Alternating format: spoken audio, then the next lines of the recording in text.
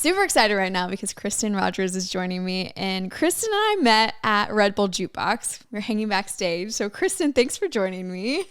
It is my pleasure. Thank you for having me. I'm so excited for this. We were just backstage. We shared a dressing room because you were part of the house band that night. Mm-hmm. And we were just hanging out in the dressing room most of the time. And Kristen and I got to talking, and I looked at her. I said, "You're going to come on my podcast." Look, as the only two women in any space, you just have to bond up quick.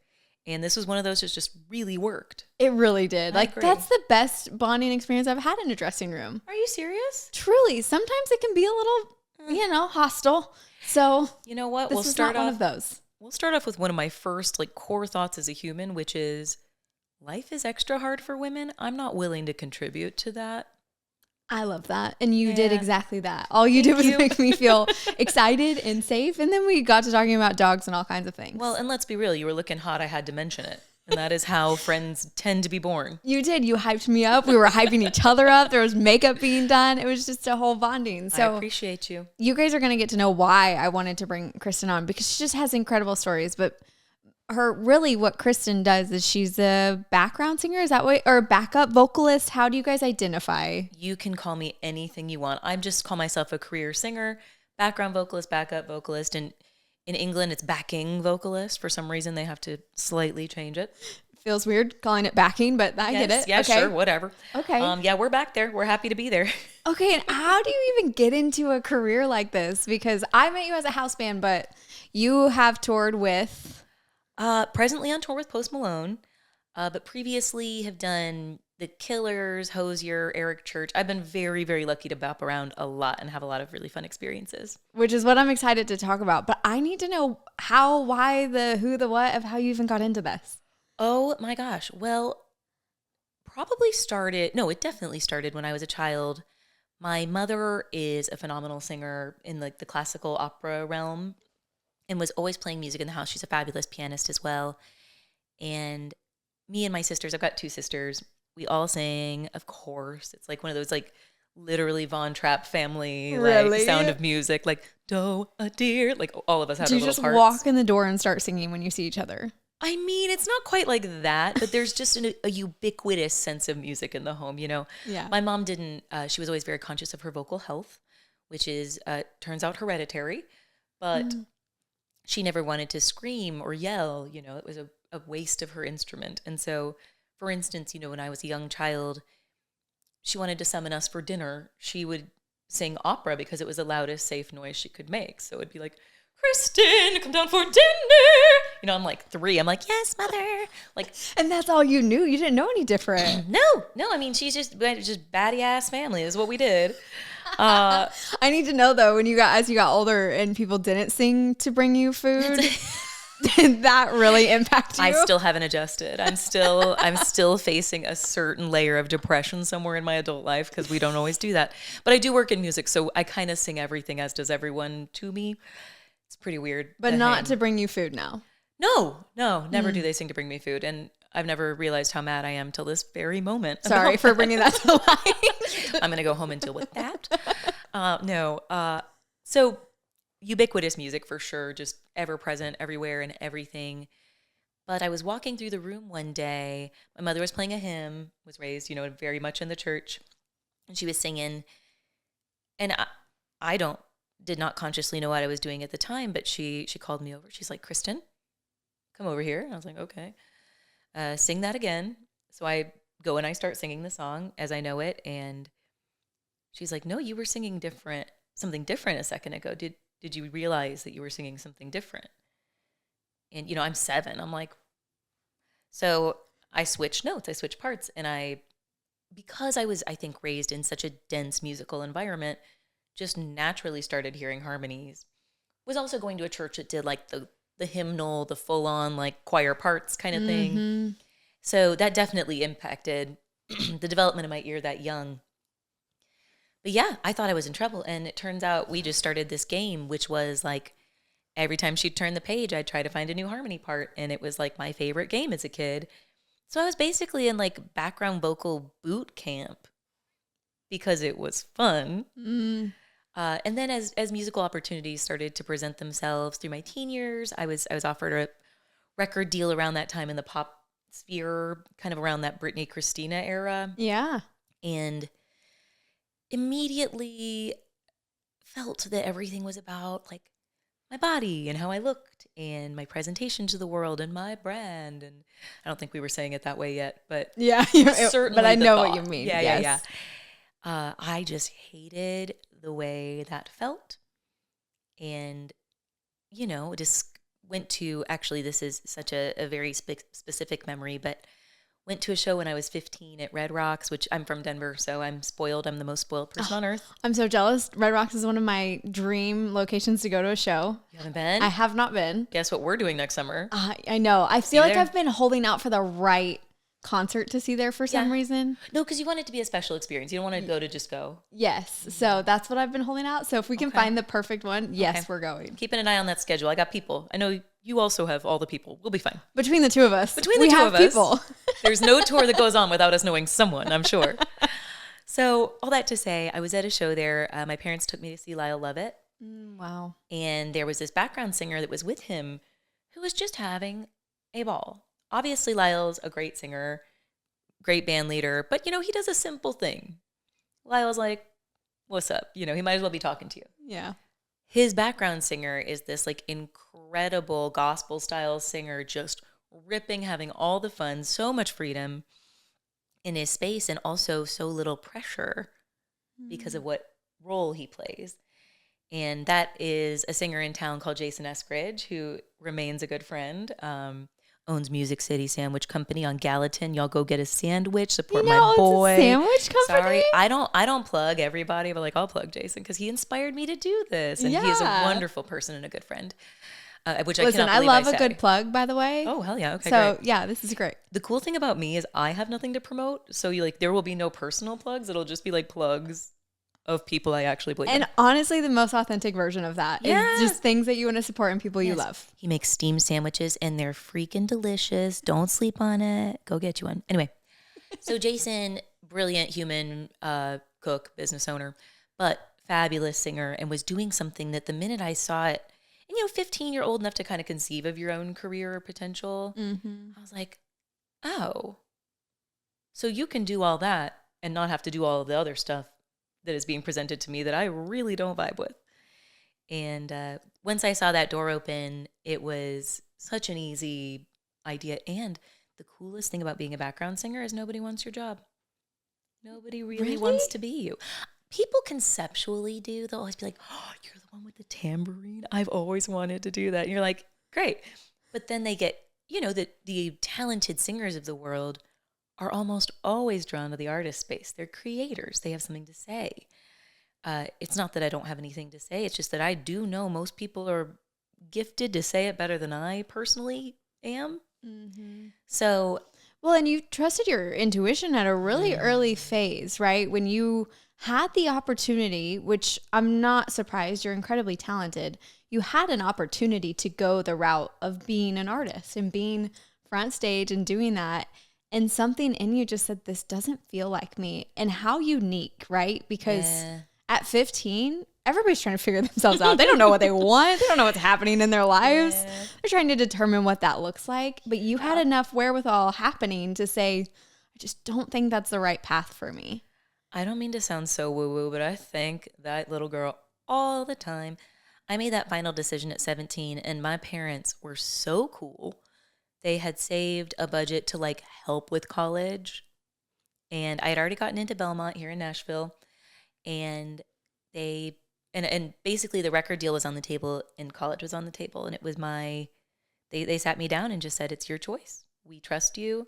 You can take this money and go start college, or you can take this money and go to LA and start your life, and do this deal. And we trust you, which is insane to say to a 17-year-old, I think, when you're handing them, 5 figures of support.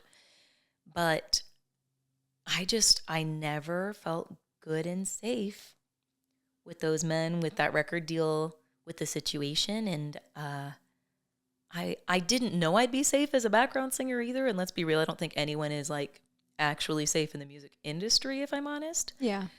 But has it been, excuse me, but I made that choice at that point, and I just, I don't know, whatever gut part of me was screaming. I'm just so glad I listened because I actually enjoy my career. And there is a lot of protection in working in a space like I do versus the exposure of being a successful artist. Puts a pressure on your life that can never lift depending on the scale. Yeah, very much so. So like to your point, yeah, there is different situations in choosing the path, right? But there is something to be said about doing the background vocalist career because you do get to choose your boss. You know, you get to decide which tours you're going to join. You get to say yes or no. You know, you have a little bit more autonomy in what happens versus artists. You really kind of have to scrape and take all the scraps and do all of this building that just, and I'm sure there's a level of that still happens with the beginning of your career. But I just feel like there was a little bit more that you had control over. Very much. And still have control over. You know, I think about it all the time. And I teach as well. And that is where I think I show, that is my opportunity to show care to artists and musicians. You know, I tell people all the time, I'm like, if you hate this song right now that you're like working on, if you hate this song that you wrote, for whatever reason, if you don't connect to it, this could be the biggest song you ever put out. Don't you want these things to work out?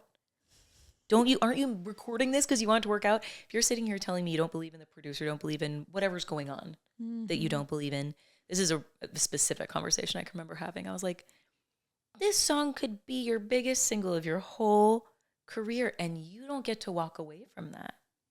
Yeah. Like, you don't get to be somebody else tomorrow. If I work for you and you have this big single blow up and I hate it, I can just be like, thanks so much. Yeah. That was good. I like that money part that we exchanged. That was sick. Good luck, man.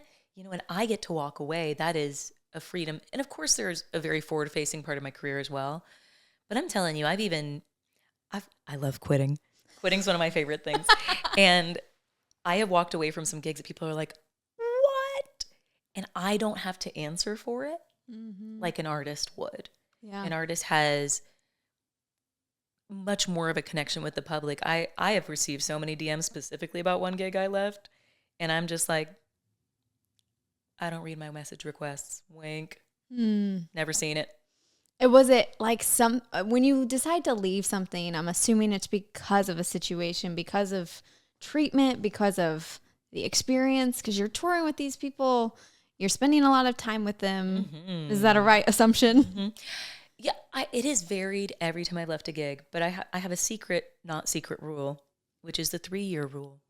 Don't know why it's 3 years, but it's just always made sense to not stay on a gig much longer than that. And I think there's a few reasons I feel that way. One of which is you get too close.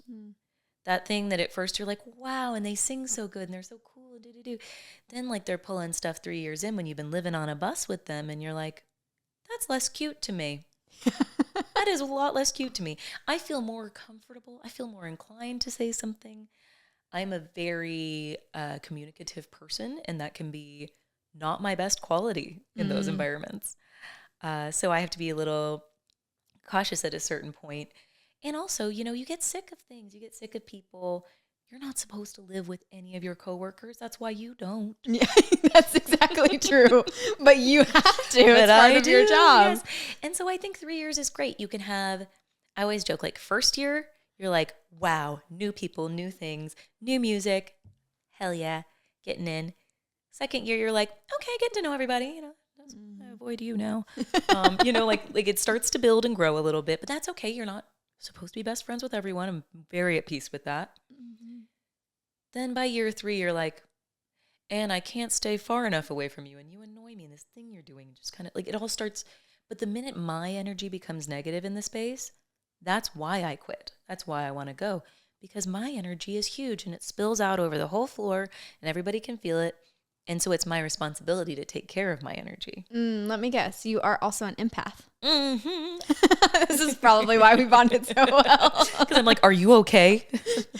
we knew. You have to go on and be hosting. I have to go on and sing, but it's the same thing and I love you. Yes. We were exchanging emotions back there so heavily. Oh, yeah. And this is Not why empaths often bond. But yes, it is very much a protecting yourself, especially in spaces where that energy can be tested often. Constantly, really. So is there ever somebody that you stayed past your typical 3-year mark? I have not done it yet. Wow. I have not done it yet. I'm, I guess, 2 years into the gig I'm on right now. We'll see how this year goes. This is the one. This is the year that determines a lot. This is the one. I'm going in optimistic and with a whole lot more tools than I have in previous years, because the older you get, it is actually almost completely a rule that you get wiser and smarter and hotter. That's true. True glow up. I mean, you are hot, so I didn't know you any other age. So. I'm saying it to all the girlies all the time. Age is a fact, not an insult. And the only thing that makes us hate ourselves is us. Don't be mean to you. You deserve better. I see. And that's what I need to. This is why we bonded again, because I just needed you on my shoulder for everything and every moment. I'll just like pop in like, by the way, if you think you're not great, you're the only person thinking that. Bye. That's what I needed. That's all that I needed. Okay. So over the years, how long have you now been doing this career? Oh my gosh. I started, I guess technically, really I started right after college. So that would make 16 years, which is so scary. That's not scary. Hey, what did you just tell me about age? You're right. It's like, wow, like that sounds like I should have done something. I guess I did do something. I watched you on TV. So technically, you have done things. Did you see me wave at you?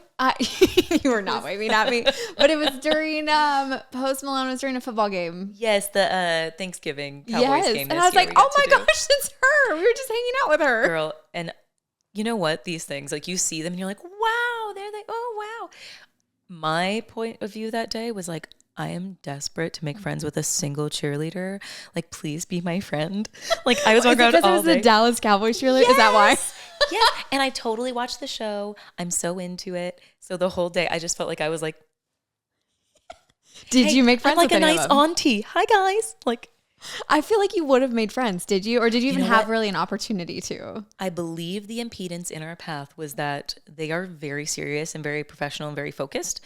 And the time that we were interacting, they were like on the field rehearsing. So I actually think it probably amounted to me annoying and interrupting them.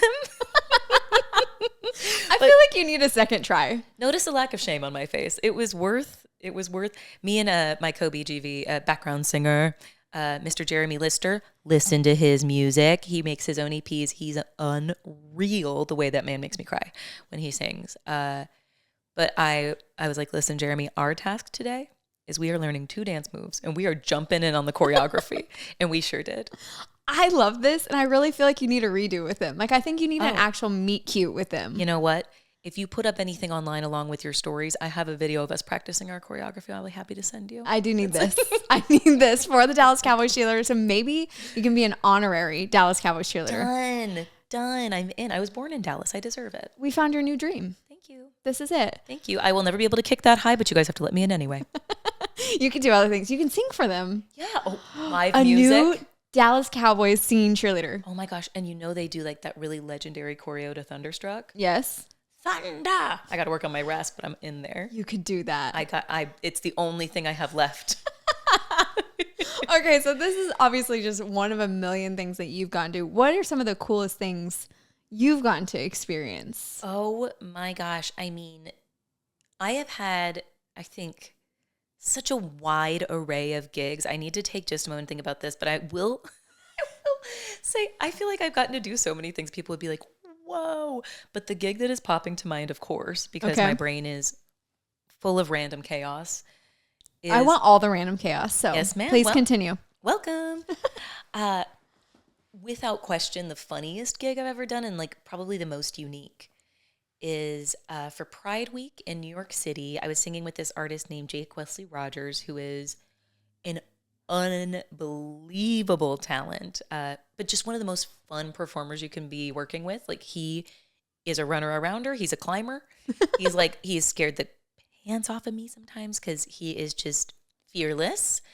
And I am well, while not being a mother, I have like serious mom energy. So if you're running around, I'm like, oh God, please don't climb. No, scaffolding does not look safe. This is why you actually maybe haven't had children yet. Oh yeah. I think it would cause you true anxiety in your life. Man, let me be real. The way that I have a million children, they're just 20 something men that I have to live with. Yep. Mm-hmm. And I will always have them. Whether or not I want them, they're mine. This is one of those. And they booked this gig for Pride Week in New York City at Gap. Like the clothing store. The Gap store. Okay. It's a 2-level Gap. And they basically took all of the little rolling racks, everything, moved it all to the side on the bottom floor, put in a bar, and had a show. And it was funny, incredible, because people like came in droves. It was hundreds of people. It was super fun. And then like we're between 2 escalators and Jake has no chill. So he's like riding up the escalator, like climbing down, sliding down the thing. Like it was one of the most funny shows of my life. And I couldn't just, every time I'd just come to a presence, I'd be like, I'm a Gap. All you can think of is that they turned a clothing store into a venue/bar where you're now performing, but it's kind of a music video. It's the vibe. Sure. It's just like, it couldn't have been more random. And everybody was just having a blast with it. Like Gap dressed us for like a month's worth of wardrobe. Thank you, Gap. Okay, that's what I was going to ask. Did you get Gap clothes then? Girl, you know we getting swagged out for these brand gigs. I had to know. You know. Yeah, no, they spoiled us to death, and they would just had such a wonderful staff and approach, and that was just one of the most fun gigs I've ever done, and I don't know why that's the one I had to tell you about, but it is. No, I love that one, and that's a really good one. So random. Did you have other ones come to mind? Because I feel like you just have a plethora of stories, so I want to make sure before Oh my gosh, there's so many. Something will pop up if we keep going. Something will pop up because I'll just sit here and just think, and that's no good. When obviously you know when you speak to anybody who's in the artist world, they obviously have these goals that they'd love to hit. From your perspective, what are your goals? Like, what are the things that you would love to achieve? Maybe some that you've already achieved. Yeah. But is there anything that you still hope to accomplish in this space? You know, the bucket list is a weird one because sometimes I'm like, I didn't even know to put something on my bucket list that was so good that I got to do. Those are interesting, right? Yeah. Like when you have those moments in your life. Totally. Like, for instance, doing a halftime. Like, that was not even on my bucket list. I was like, there's no way. Like, my nerd ass. Like, that's not going to happen. But, like, then I'm on TV doing a halftime, you know? Then I'm headlining Coachella. Then I'm, you know, on every country music award show. You know, I've done now the CMA 7 times. Like, you're like, what do you put on the bucket list at a certain point? Because I've been, and let me just say, like, I am one of the luckiest people I know. I do not take that for granted. Like, I do not misunderstand that, to have gotten to do all these things and, again, not absorb all the artist drama. Lucky girl. But also, like, there's a huge artistry to you that you're not giving yourself enough credit for here. Thank you. You are incredibly lucky, yes. I feel that way often in what I do. Sure. But there's also so much talent that comes with what you do that's why a lot of people can't do it. Well, thank you. I've worked really hard, and I really love what I do. And I think, if anything, if I'd like to think that anything has influenced the stability of my career to this point, it is that, like, one of a very deep and important thing to me is to treat all opportunities with respect and to, like, sing down and to care. Like, when I sit down with you in the studio, we're going to record your song. You know, sometimes you don't really have a moment. Sometimes it's like, let's go, you know, a time pressure. But when we don't have that, I love to sit with the artist and be like, why the hell did you write this? Find the story and the depth of it. Because I'm going to add my voice to your voice. Like, that carries a lot of emotional content if we let it. And vulnerability is one of the only things I'm good at.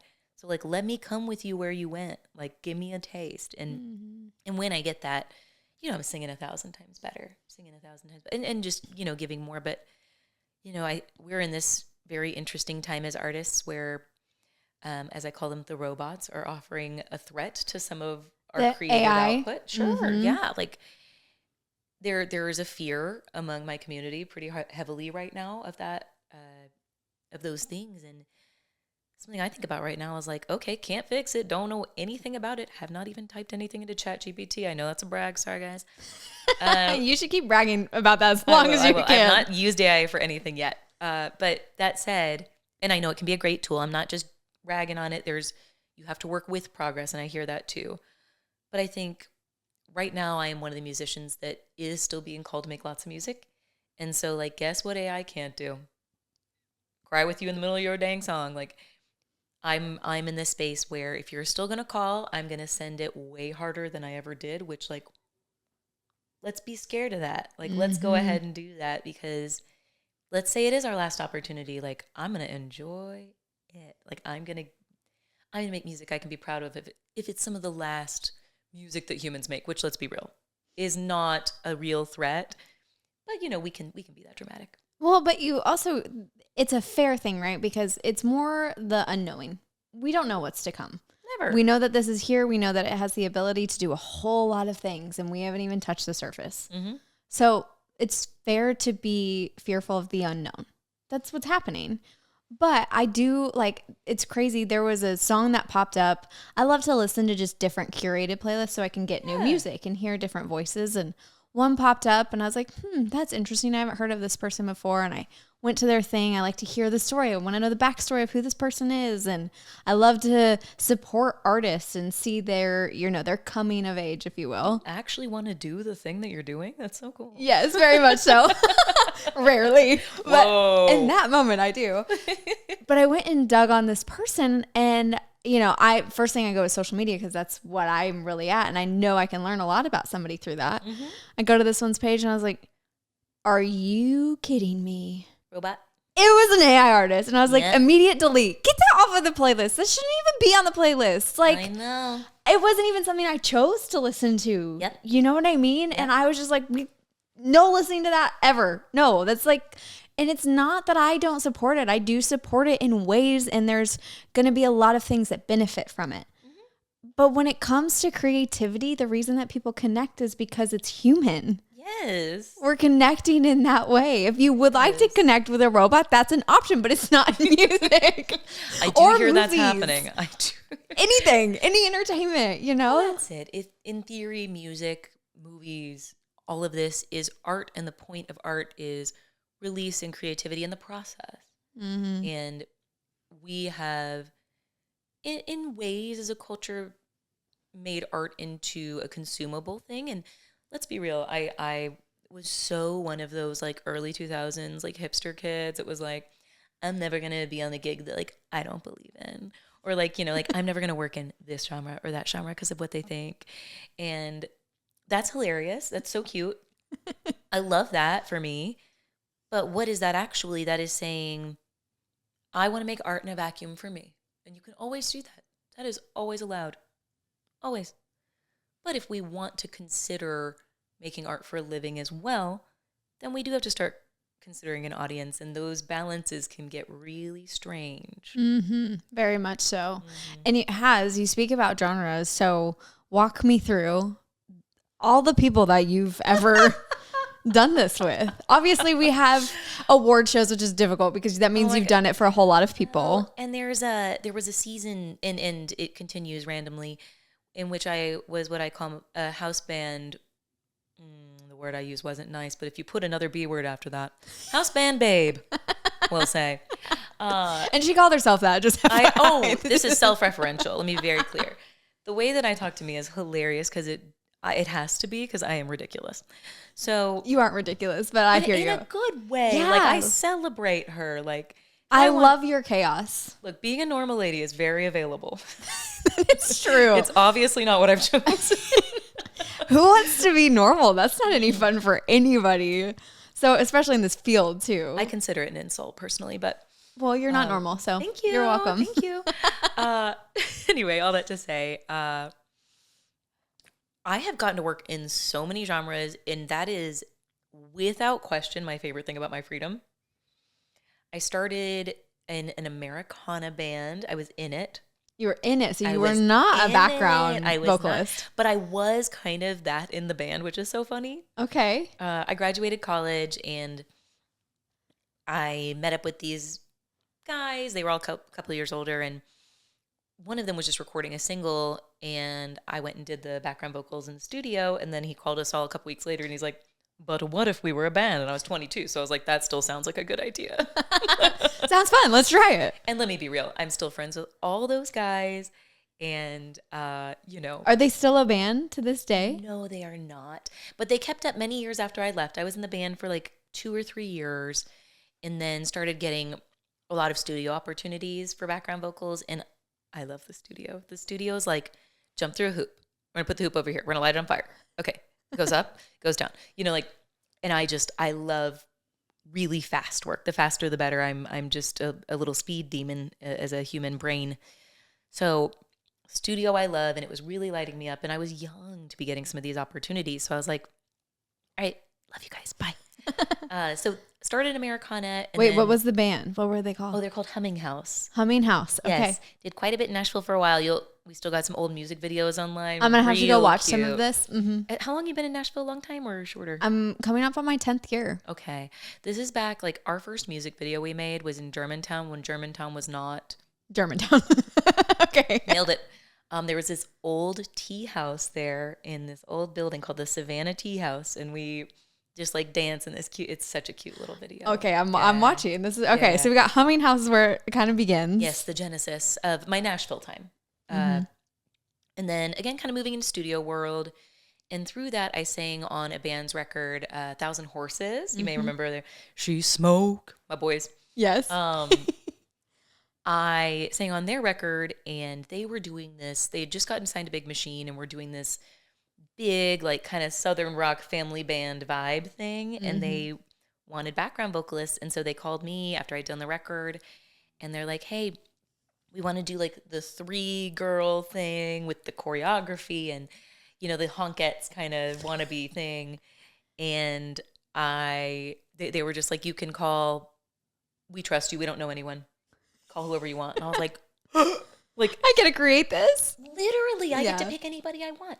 So I called 2 of my best friends, phenomenal singers, and we started that gig. And that was like, that really, that scene where they're like getting all the Muppets together, it's just a dang mess, and they're all going to go start the band? Yes.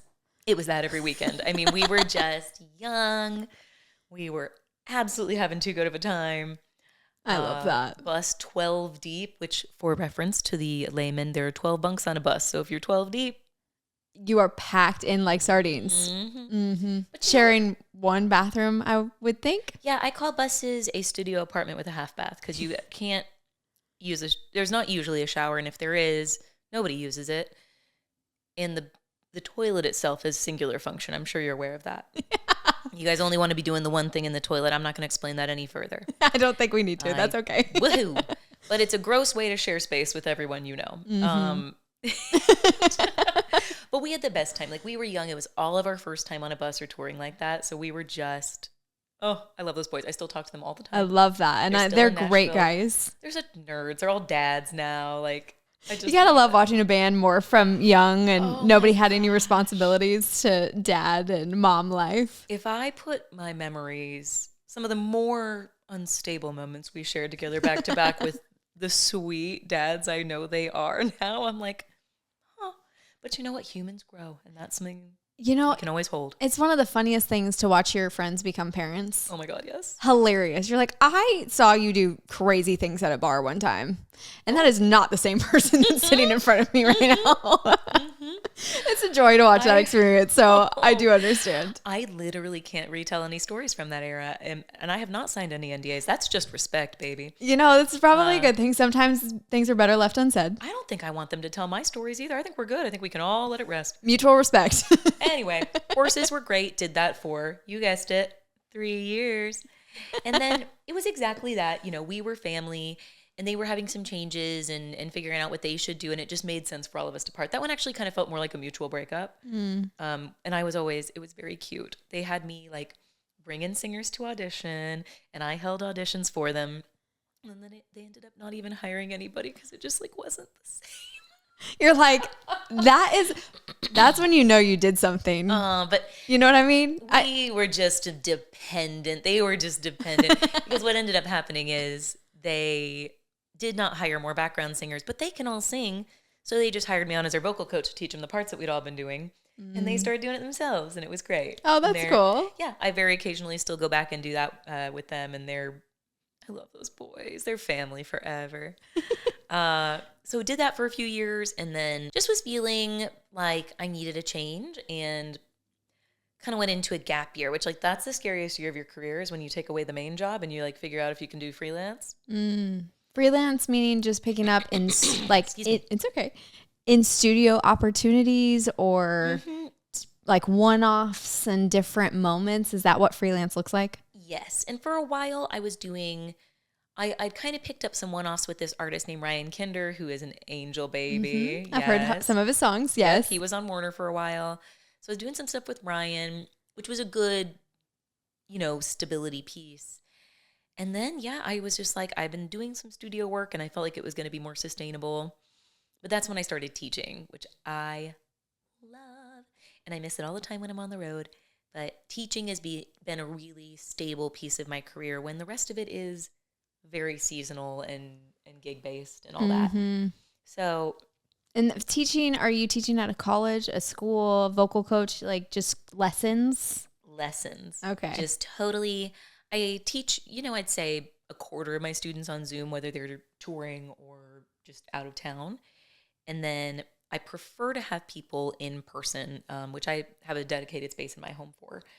And it is, it's the best. You want to know something crazy? What? Way back when, this was before young Morgan knew anything about anything. Baby girl. I very much wanted to be a singer. Hell yeah. And I took a lot of vocal lessons. Yay. What style? I could not tell you. This was like young Morgan. And is it like, were they like making you do like classical, like Broadway? Or were you singing pop songs you like, country? No, it was more classical because I was also in choir. So I was singing just a lot of songs and learning how to read music. Very common to end up in classical first. Yes. And like, I did all the do, re, mi that I had on my warm-ups. Solfege, let's go. All the things, but that was clearly not my mother helped me on that one to be like, I think we should deter in a different direction. I was really great at harmonizing with people, but I was not good at singing by myself. Like, I could not find a beat to save my life by myself. It was the wildest thing. But like, you put me with like people, or like you put me on a track with it, I could sing it perfectly. You were meant to be one of us. You just didn't have your avenue. I didn't know it existed. Nobody told me I could do that. Well, that's it. You have to go to that one show at Red Rocks and have your come to whatever God you believe in moment. Literally, but it's okay. It worked out in the way that it needed to. It sure did. Don't worry. After this, no one will pay me to speak either. We're gonna stay in our zones in a good way. That is not true. You're so good at this, and definitely nobody's paying me to singing. But it's funny because I really loved my vocal coach, and I did piano lessons, I did guitar lessons. I tried. I really tried everything, but I did love my vocal coach, and it was a cool experience for me. So I know the impact of what you're doing for whoever you're working with. Oh, it's just sweet. I think people are so freaked out by their voices.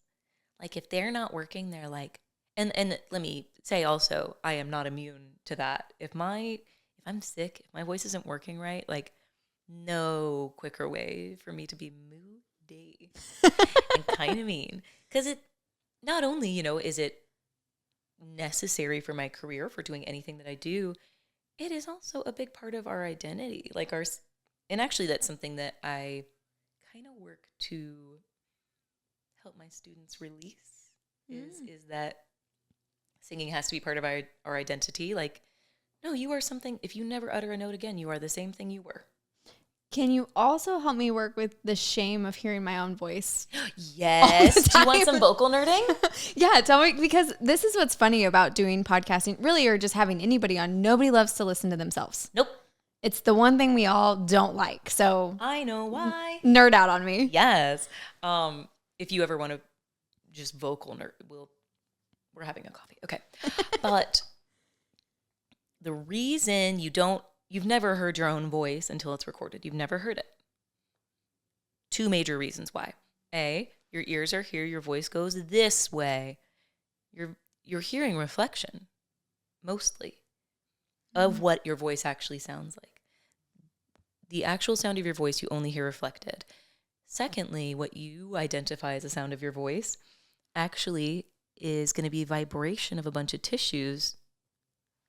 Your voice is here vibrating. Your ears are here. You're mostly hearing vibration and muffled. And that's why you think your voice is lower than it is. And that's why you don't like the sound? Where really what's coming out is just a clear meh, meh, meh, meh. Wait, let me know if, because you know that and you like know the science behind it, does it make you like your own voice more? Speaking voice? Any voice that you listen back and hear. Oh gosh. At this point, I'm so like healthily detached from my voice. Like I've sang on hundreds of records and like I always have to hear my voice. Like I'm so used to it at this point. But is that something like I remember early in my career very much struggling with? Like, yeah. But even my speaking voice I'm used to now. I'm just used to it. You know, the millionth time you hear anything. You're like, oh, there it is. But yeah, no, when you guys hate your voices, it's because you don't hear your voice. Sorry. Isn't that funny? I love the nerd out though. Isn't it? Yeah, yeah. And now that you've like said it out loud, now it feels like that. And now all I hear is an echo. Right, because you're hearing the bright part of your voice coming back to you. That's it. It's coming back from the wall. That's the part of your voice you can hear. Well, our bodies are so interesting. Oh, dude. Conversation for another day for sure. I'm like, how long do we have? Well, I can keep anybody here forever. I just love having conversations. Me too. But I did interrupt you. No, like in the middle of we were talking about your path. The arc of career. And like, let's be real, I interrupted myself because I might have that thing. I'm undiagnosed, but I might have it. There's a chance, guys. There's always a chance. It's one little way. If I read anything, I'm pretty sure. So anyway, after that little gap space of time, which let me say also something that I love about quitting is that when you quit something, you're free to be called for something. A lot of my friends have gotten stuck on gigs for a million years and they're like, I don't know why nobody ever like called me to do something else. And it's like, well, that might in part be because you were doing that thing and everybody thought you were happy there. Mm-hmm. That's something I think about often in general, just with most people of being unhappy in jobs. And you think about all the people who have quit and something better came along. But man, like to think about you and how quitting is such a freedom for you. I love it. That's so rare. I know I'm weird. No, but it's so you're lucky in that sense. You want to talk about being lucky? Yeah, like, yeah. Oh, I'm lucky. Truly in that way, because most people are not comfortable in change, and change is difficult. We see change as this really big thing that is hard to overcome. Mm-hmm. And so quitting is often associated with that. So I actually think I found where you're the most lucky, and it's because you have a freedom with quitting. Well, and the gig economy, of course, makes you more bold to do that because the gig economy is seasonal and it moves and it, you know, people change jobs all the time. So it's not as weighty as someone who might have a 9-to-5, something that is really, really established. I can't imagine what that is, and I won't pretend that I do. But that said, I quit. I was free. And because I was free, I very luckily got called. Somebody had dropped off the Hozier tour and like 2 months of notice to go on like a 2-year tour. They were just like, we had a dropout and we hear you're good. And tell you what, if I'd been on another gig, it would have been very, very difficult to make my way out of it in that time and make it there for rehearsals and do the thing. And I don't know, just whatever stupid gut thing just guides me through all of it. I was just sitting there like, no problem. It's working. It did. And it was great. I was with Hozier for his second record tour, which that genre is very hard to define. It falls in like, I think the indie pop category, but my role on it was mainly classical because everything on it is very choral, which, you know what, credit to this man. At least those first records, there's no women singing on them. Like he sang that stuff. Wild. And it's high. It is tricky. I became so grateful I had the mother I did when I got on that gig. And like day one of rehearsals, they're like, can anyone sing high? And everybody was like trying the part and they're like, no. And I'm like, it'll be me. Okay, fine. I can do that. I can do that for months at a time. Let's do it. Okay. So at the time when you were touring with them, because now it's been a massive social media trend to like post videos to Hozier's Yell. So many. Were you there? Which song? I'm trying to remember. Is it the You're Too Sweet or is it Wood? Let me see, because like, I've only literally heard the Yell 80 million times. Oh, that one? Well, you can keep doing that. That was so pretty.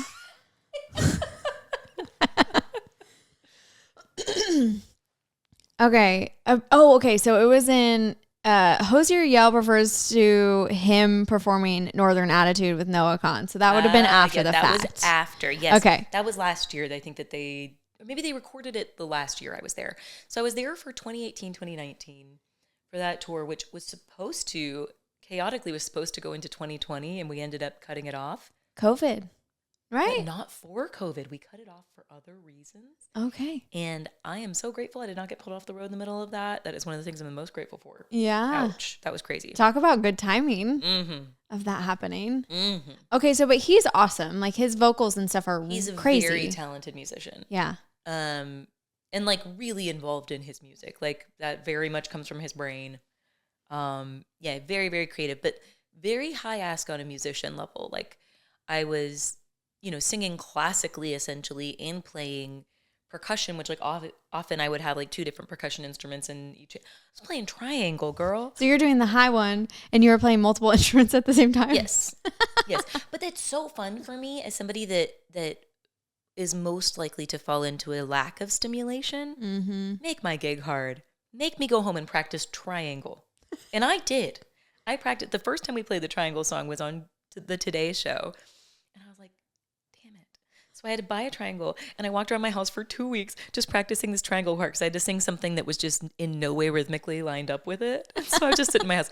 What you're giving. Just like over and over and over and over and over and over and over. But you know what? Like, give me something to work on, stimulate my mind. I'm so grateful for all the things I got to do on that gig because I got to play some keys and key bass too, which was great. Okay, so that's what I was going to ask you. What all have you done instrument-wise? Okay, I am a terrible instrumentalist generally. That's okay. Oh, I think so too. But I just don't feel the passion for it, so I'm going to just claim that. I play guitar abominably, I play piano badly, and I play percussion all right. Okay, and percussion would you put triangle under percussion? Oh, hell yeah. Okay. It's the hardest percussion instrument I've had to play, no question. Because it just rings, baby. You can't screw up. Isn't that funny? Because people would look at the triangle and be like, that's sure the easiest job. Oh, people think all percussion is easy, and they just pick stuff. The amount of people that pick up a tambourine like, I got it. And you're like, okay, go ahead. Let's see how this goes. Go ahead. I'm very particular about tambourine. That's probably like, if I'm honest, it's like voice tambourine, like as far as my skills go. But that's cool because it truly is hard. I've definitely picked up a tambourine just because I love anything that shakes. Well, that's it. And it seems like it's just going to be fun. Yeah. It's not fun. I'll be honest. Hard. Yeah, it's way scary. The minute you start making noise, I love watching like a female artist pick it up, like kind of to use it as a prop. And how quickly that thing goes down because you realize you've forgotten it's in your hand. Like, you're like, what am I doing with this? Shaking, but not making any good noise. Amen. Yeah. It's the best. And I watch drummers' faces fall when I pick one up in rehearsal. If we don't already know each other, they're like, oh, please no. I'm like, I realize it. Just give me a chance. Let me play this for you and let's try. I will not repeat this list because it's just an ego rush, but I do keep a list of drummers that have complimented my tambourine playing, and it makes me feel good kind of every day. Do you reference that just when you need a little glimmer? Yeah. And I feel like occasionally people are condescending to women in this industry. I'm sure you felt that. Occasionally? So, ouch, we felt. If somebody's going to pull that energy on me, I'm like, well, insert name here told me I'm good at tambourine, so you can't really tell me that much, can you? Yeah, hey, you got to use it when you get it, right? Anything really to keep us going. Truly. Woo. Okay, sorry, I derailed you again. No, we both did. It's good. I like it. Hozier happened. Hozier, okay. Did that 2018, 2019. Then, we had the year of no touring, and that is a total conversation for another day.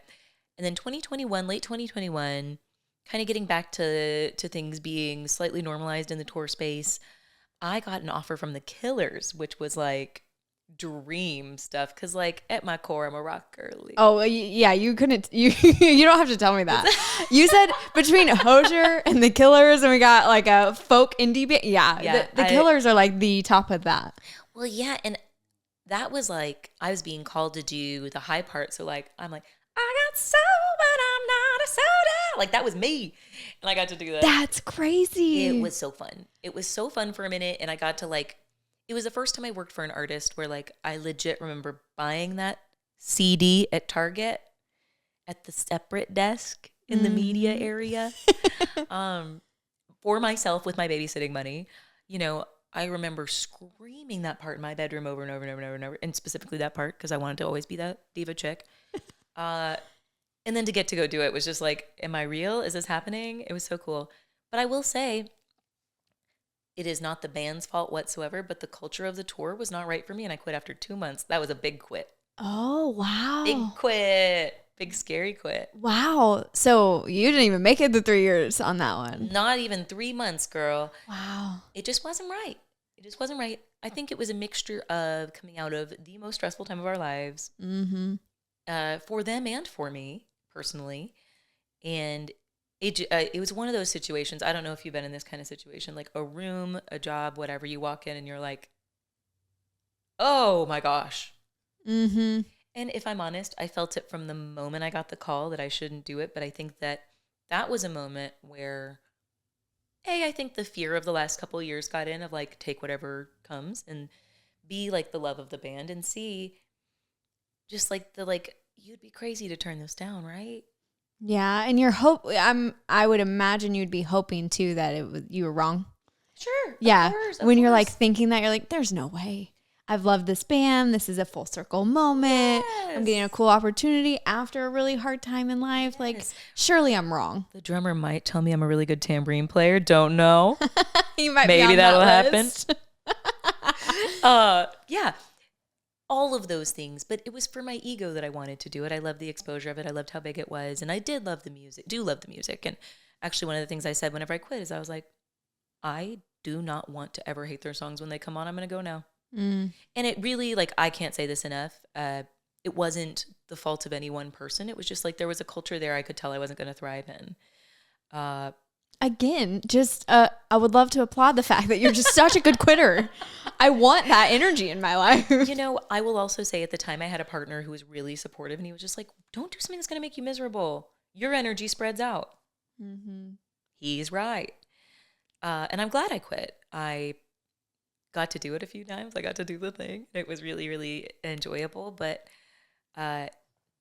because I was free, I guess it was, let's see. I was doing a lot of work with Jake Wesley Rogers the next year. And then that next summer, I quit at the end of 21 with the Killers.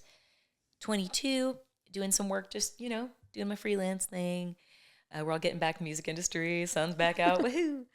And I got a call. Well, I got a call from his music director about 2 hours before he called. But my friend, who was at the time music director for Eric Church, calls and he's like, hey, I think like Joanna's not going to come out with us this summer. And like Eric's going to call you and hire you. And I was like, what? And you have like a brief moment in time to just... Well, and you're in the industry. You understand Joanna, like she was Eric's background singer for more than a decade, was a heavily featured sound in his music. I mean, phenomenal singer, powerhouse performer, terrifying. I love her. I'm so grateful I've gotten to meet her and hang out with her some. But yeah, I'm being called to like basically fill like a character role. I was just like, oh, okay. And then Eric called me 2 hours later and it was on, and I had 8 days of notice to learn a 3-hour gig. Wow. Which if I had been real tied up on something else, if I hadn't been quitting, I would have, well, let's be real. I was panicked. I was in the middle of other gigs, but I got it done. But that was when I was so grateful I wasn't in the middle of a gig that I couldn't get out of. I was like, hell yeah, I want to do this. This is like peak country gig for me. It's a screamer. Yeah. It's really cool music. Eric himself is a really classy person. I love his camp. And it was just crazy dream stuff. Well, and to join him at such a point in his career where he just had a plethora of music that he truly, he was choosing. He had a 3-hour set and he was still choosing what he was leaving off. Oh, yeah. Oh, yeah. Is a cool place to be in, too. And he's calling you 20 minutes before the gig, adding a song. We love him. Oh, my gosh. If he ever popped up on my phone, I was like, oh, God, Eric. Because it was always just like, you want to do something crazy last minute? I'm like, yeah, okay. He'll look at you on stage in the middle of a song and be like, take a verse. And you're like, what? And you're off. But I love that. I love being on my toes. We got along great. After that year, had some personal, at the time I was romantically involved with someone in the Hozier camp, and he had gone through some pretty serious stuff. And so when that tour came back up for the third record, he asked me to come back. And so had to leave Eric, and did so in such a lovely fashion. We were like, see ya. And I credit that whole camp for being reasonable. Sometimes people get upset when you have to leave, and I understand that too. But they were so kind to me and understood the reasons I was doing what I was doing. So I did another year of Hozier in 23. So kind of like from like rock country way back to like Irish pop world. And then left that at the end of 23 for good. And I remember, you never believe someone. But I called Eric to quit because he called me to hire me, and I really appreciated that. So I called him, we talked, and he's like, all right, girl, you can leave for a little while. We'll see you again, though. And I was like, oh, you're so nice. Like, you're so nice. But he didn't know your rule. I was like, well, it hadn't even been a year. We were still safe. That's true. So we had to go another round, girl. But I was like, you're not going to call me. Like, okay. He totally did.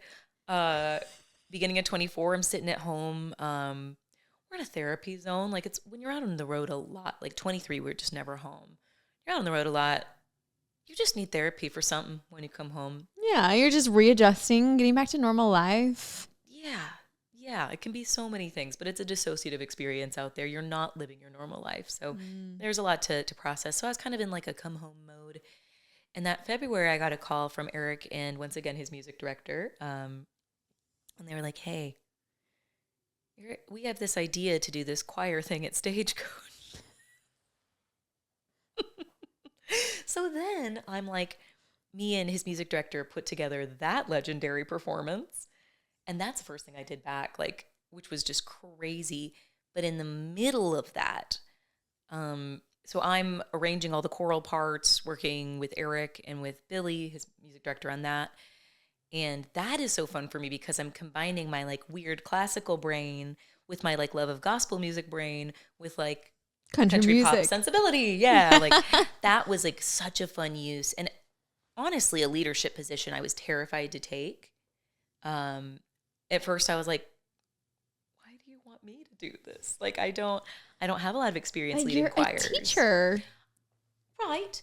And I will say the first couple rehearsals we had for things, I do remember some of my friends were like, oh my gosh, you're just a nerdy choir teacher. Everything makes sense.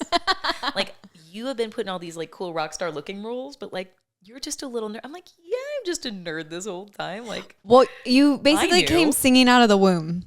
100%. If anybody knew that part of your story, it'd be like, okay, yeah, this tracks. Yes, baby. And I was in every choir. I was in every choir that there's ever been. So it was just so fun to step into that role. And that snowballed into doing a ton of events. And I'm sure I saw you at one of those. I'm sure. I don't know how much I'm allowed to talk about that, but there were a lot of events, and I brought a 40-piece choir into each of them, 33 events over the course of the year. Wow. So it was all spun off of that particular Stagecoach situation. But then in the middle of that, I am at rehearsals with our choir getting ready for Stagecoach, which, for reference, we were doing a 50-minute medley of just Eric on guitar and vocals. It was an incredible undertaking for the choir and for us, and I'm so proud of every individual that contributed to that performance. It was a beast. But I got a call during rehearsal one of the days, and it was like, hey. You have so many odd phone calls is what I'm realizing on a lot of this. It could really be anything. The kinds of things that I'd have to be like, okay. You probably are so used to answering abnormal phone numbers. Yes. Because you have to. If it says no caller ID, I should answer. Really? Most of them call without the phone number. That makes sense. Yeah. Okay. So I get one of these phone calls, and this one, it was from a person I know, to be fair. But it's like, hey, so Stagecoach is this weekend. Definitely know that. Yes, I do know that. And Post Malone is going to do a surprise set on Saturday night now.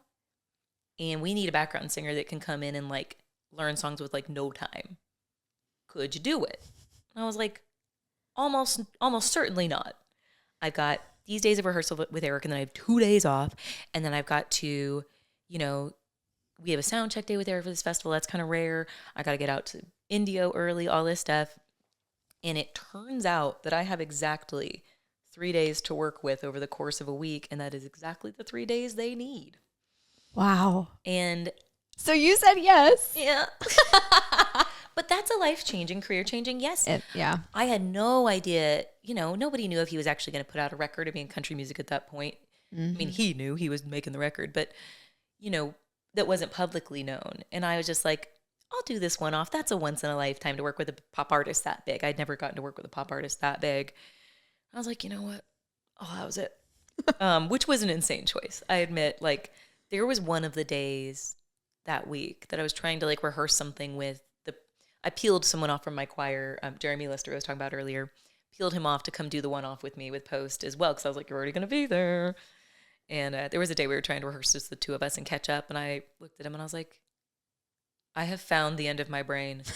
This has never happened. I have to go lay down and sleep right now. There is no way I can communicate with you. You were complete mush after that. Actual dead. But I swear, whatever thing supports you in this world, I got on stage. We did the Eric thing that was incredibly weird and emotional, of course. But then the very next day I had to wake up and be like, okay, let's do the Post Malone set now that we got songs for 4 days ago.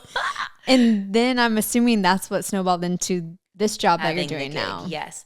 We did that. And then a few months later, we did the ACMs. Is that right? No, a few weeks later, we did the ACMs. I'm going to get this right. But then by the fall, they were looking to put together a band for the tour. And at that point, I was doing all these contracting choir gigs for Eric. And it was a very difficult decision. But I was in a space where I just kind of, I knew if I went on the Eric tour, which is out right now, it's a fabulous tour. The Free the Machine tour has a choir, strings, horns. And I did get to be involved in the record. And lead the choir on that record, which was awesome. I'm gonna be real with you. I was so excited to meet Jay Joyce. He's one of my musical heroes. Oh wow! And he's on it, right? Well, he's the producer. Okay. So he has produced a lot of Eric's music over the years, almost all of it that you would probably know. Got it. Yes. Brothers Osborne, Laney. He does just a lot of the weird Little Big Town records, the Pontoon, the production's just kind of weird. That's him. That's Jay all a stamp of Jay. Yes, 100%. And he's just got a brilliant mind that I really respect. So I was so stoked to get in there for that. But at the end of the day, I started considering what's going to make my energy spread out and be really good. And leadership roles, as much as I do think I have a lot of the skills that are good for that, I thrive with a little more freedom. So I was like, you know what? The Posty gig, all I have to do is go and goof off. Literally. True. It's so funny because you have such an inside view, but I'm not here to talk about those because there's a lot of things you can't talk about. Of course. One. Yeah. But two, it's so cool to look at you and see your experience from a different viewpoint, right? Because we get the story of theirs. We know the stories behind the songs and we know the stories of where they're at and the pictures and everything. But for somebody who's very involved, but it's kind of, for lack of a better word, background. Oh, for sure. No, choosing, love it. Yeah. Put but me back there. The background. But you have such a unique perspective that we often don't get to hear or see about. Yeah, nobody would think about the person who's ping-ponging around doing all that. Mm-hmm. You just watch a show and you're like, oh, hey, girl. Yeah, and you're really thinking that the artist is, in some cases they are, but that the artist themselves is the one who puts everything together and does all, you know what I mean? Just from a typical, not me, I'm in it, so I know the all of the inner workings of a lot of things, but the typical person who's listening to music, you're not seeing all the other sides. No, and I'm such a small piece of that. The Post tour that we did in the fall, in the spring of last year, which was us, Jelly Roll, and Sierra Farrell.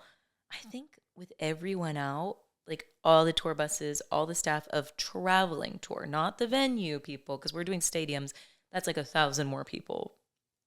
Just of us, I think, is almost 250 staff. That is insane. I mean, you're walking around, you don't know everybody at work. There's no way. I really try. You're like, and this is why you don't stay for very long, because energy would be gone. Do you know his name? I'm like, oh, Pancho? He's from blah, blah, blah. You know, like, we're best friends. He's from, Venezuela. We speak Spanish together. Like, I try so hard, but it is impossible. Yes. I guess to know all of them, and that's who you are. And okay, so I have to ask this before we end, because you had made this comment and you're like, I'm off the road for a few months and now I got to find a boyfriend. So I imagine in general that real life outside of the tour is just difficult. It's harder to adapt to, and you have your gap years where you can get adjusted back to things, but the constant bouncing back and forth has to be difficult. Yes. And I mean, I will say this, I have obviously toured a lot, and I have also had partners that are touring when I'm not. And it is without question harder to be home.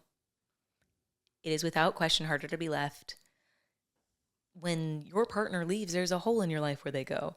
When I leave, I'm met with like absolute chaos, and I'm just like, how could there's not like a place where my partner fits out here. In fact, often when they come out, that's also a difficulty of figuring out where they can fit out there. So like visiting each other is also difficult. Right, because you're at work. And you have to like, I always tell my family this when they visit me on the road. I'm like, hey, I don't ask to come to your meetings.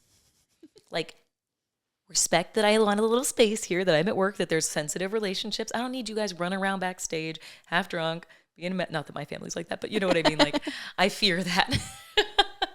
It's a high sensitivity environment, and a high privacy environment is what I consider it too. I really protect the privacy of those I work around because they have enough exposure. Yes. One of my rules, I don't Google you once I met you. I think that's mean. You don't get to Google me and know everything that I did that was stupid. I'm not going to Google you either. I love that. I think it's fair. And then show you get me who you are. Yeah, you get to know them for exactly who they are. Yeah. Most of the saucy headlines are probably from 10 years ago anyway. That was very much how my fiance was when we first met. Hot. Let's go. Yeah. Can I say his name? Yeah, you can say his name. He was like, we had met, and I only told him, I was like, I work in radio, and that was all I said. That's typically what I say. And he was like, okay. And he looked me up once, and he was like, okay, there's a lot of fancy pictures. I'm just going to exit out of that and have her tell me this story. But he wanted to get to know you, not who people think you are or how you have to present to the world, which is always going to be part of it. But that said, dating is harder and harder. If I'm honest, the more successful I get, I feel like age actually is not even the major impact. It is occasionally a sense of insecurity for men that I have the exposure that I do, I think. And it is a hard lifestyle to commit to. Yeah. It's a hard lifestyle to be like, I'm going to leave in mid-May and I'm going to be gone. I might get to come home once or twice for like a day, but be gone for 2 months. Yeah. It's a different lifestyle than a lot of them are used to or accustomed to. Oh my gosh. And then, the added layers of security or insecurity. I do live on a bus with one woman and 8 men. And that, of course, can feel a certain kind of way. I don't discredit that at all. That's hard. But I have to go do it. And I do love it. And I know that I'm not into any of those. I'm not into any of those men. And you shouldn't have to stop doing something you love just so you can have both. Of course. And like, we find this all the time, but I do think I'm pretty sweet and peaceful energy too. But I do have that like, that we'll get it done kind of woman thing going as well. And I think that can be, I hate it because like, you're like, I'm sure like everybody's mom said this to them at some point, but like boys are just intimidated by you. It's not that they don't like you. And it's so actually true right now. Oh, it's terribly true. I hate that it's true. I hate that I feel that way. I hate that it sounds so narcissistic to say, but it comes up in most dating scenarios. Like, you're doing this and I'm doing this. I'm like, well, yeah, but we're not meant to be compared. I just need you to be cool. The data is there. The data is pointing to a certain direction, and we just have to follow the data. Yeah, dude. And I'm like, I don't need your career to look like mine. I don't want your career to look like mine necessarily. I just want to hang out. I just want to hang out. Nashville? There's your self-promotion that we just found. All right, this is the plug. The plug is I'm insane. Don't start with I'm insane. You are not insane. But like fun insane. You're chaos. You're a beautiful chaos. Thank you. I do consider myself chaotic neutral. And you know what? While we're in confessions mode, I play Dungeons and Dragons every Monday. If that's a deal breaker, don't worry about it. But I do play with cool music industry people. We need to find you a nerd. Duh. That's all I can date.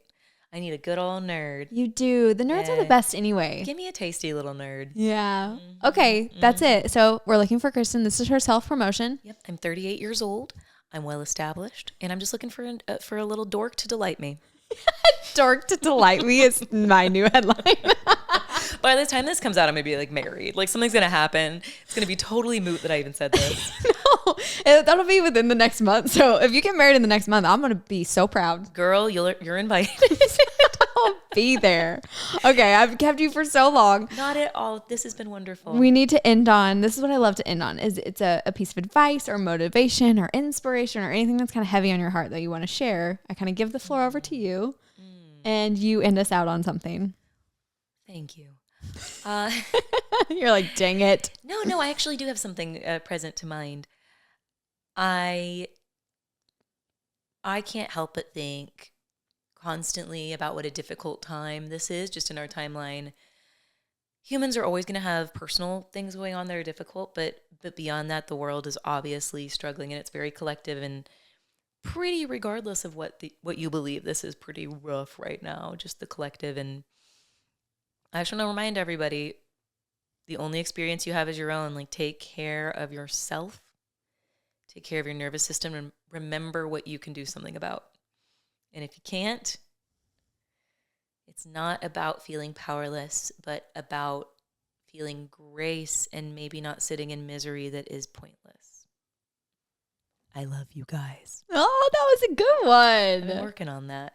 I liked that one. I'm working on that. Yeah, you got that energy. That's a perfect place for us to end on. Well, Kristen, thank you for joining me. Thank you for having me. Thanks for sharing everything.